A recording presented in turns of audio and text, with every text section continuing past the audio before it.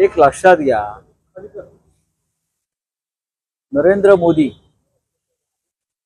यांची प्रकृती एकंदरीत बिघडलेली दिसते.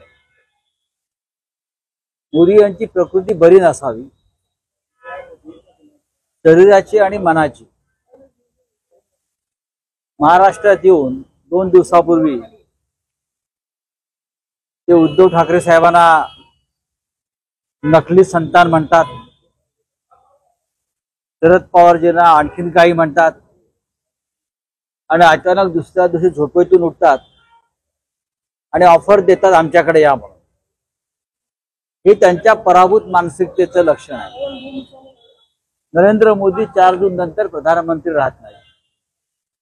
नरेंद्र मोदी आणि त्यांच्या पक्षाचा दारुण पराभव होतो याची त्यांना आता खात्री पटते, म्हणून ते अशा प्रकारच्या भ्रामक कल्पनांना जन्म देत आहेत. बाकी काही नाही. त्यांची ऑफर वगैरे काही नाही. त्याला ऑफर म्हणत नाहीत, त्याला एका भीतीतून व्यक्त केलेल्या या भावना आहेत.